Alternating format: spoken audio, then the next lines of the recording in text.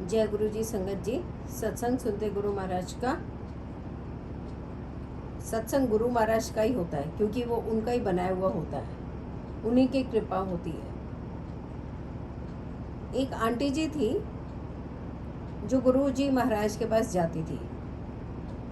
उन्हें कुछ परेशानियां थी जो गुरु जी ने बिल्कुल ही उनकी श्रद्धा देखते हुए ख़त्म कर दी।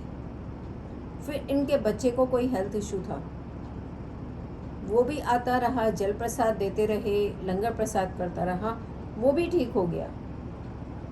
तो आंटी जी की श्रद्धा गुरु जी महाराज पे बहुत बढ़ गई। आंटी जी की एक सिस्टर थी जो कि कनाडा में रहती थी।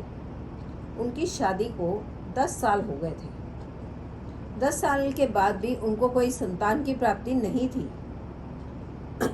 उन्होंने कनाडा में बहुत सारे डॉक्टर्स को दिखाया, उनको कोई लाभ नहीं हुआ। वो इंडिया आई।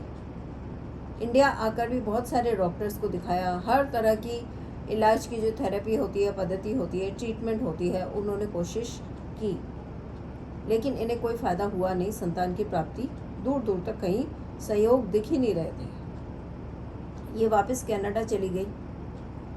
इधर इन आंटी जी को ख्याल आया कि गुरुजी से क्यों ना बात करें इनके बारे में। तो इन्होंने गुरुजी को बताया कि ऐसे मेरी सिस्टर है, उसको ऐसा प्रॉब्लम है और 10 साल हो गए, उसको संतान की प्राप्ति नहीं है।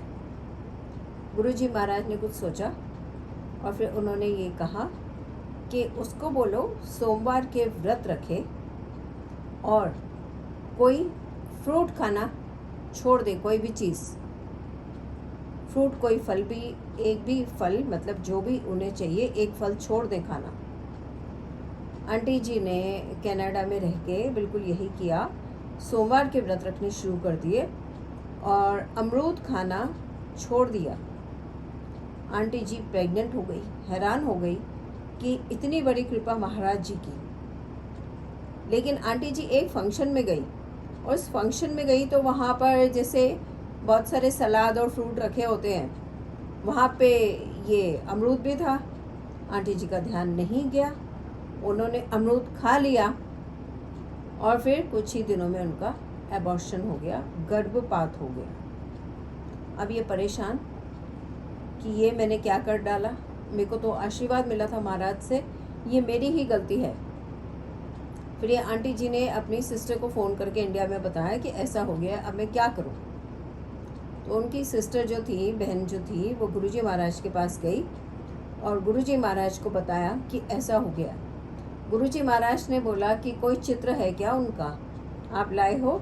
इन्होंने कहा नहीं, मैं नहीं लाई। तो गुरुजी ने कहा कि उनका चित्र जब भी आते हैं बड़े मंदिर में लेके आना है, और साथ ही ये बोला कि उनको बोलो कि व्रत रखें और सोमवार के और शिवरात्रि पे यहाँ आएँ।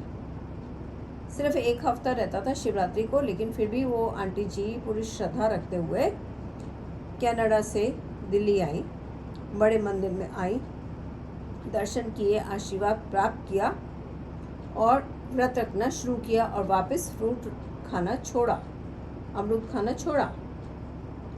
1 साल बीत गया उनको व्रत रखते हुए। उसके बाद वो आंटी जी फिर से प्रेग्नेंट हुई और फिर उनको संतान की प्राप्ति हुई। कहने का अर्थ ये है कि अगर कोई महाराज को, भगवान को, गुरु जी को नहीं भी जानता तो वो तो सबको जानते हैं। तो उन्होंने उनको भी आशीर्वाद दिया जो उनके भक्त नहीं थे, जिन्होंने उन्हें देखा तक नहीं था। महाराज पे अगर वो श्रद्धा रखे, आंटी जी ने उनकी बात मानी कि व्रत भी रखे और वो फ्रूट भी छोड़ा, तो उनको संतान की प्राप्ति हुई। ये सच है कि गुरुजी व्रत रखने को मना करते थे, बिल्कुल मना करते थे, लेकिन कभी किसी को किसी उपाय के रूप में, किसी ट्रीटमेंट के रूप में ऐसा कुछ किसी किसी संगत को बता दिया करते थे। तो गुरुजी जो कहते हैं उसको हमें फॉलो ज़रूर करना है, चाहे वो हमें सपने के रूप में मैसेज आता है, चाहे वो हमें किसी और के पास से मैसेज आता है, या कभी उनके ध्यान में बैठकर हमें टेलीपैथी से कोई भी मैसेज मिलता है। तो गुरुजी महाराज की बातों को अगर हम ध्यान देंगे, श्रद्धा रखेंगे, प्रेम रखेंगे, तो लाभ तो हमें ही है।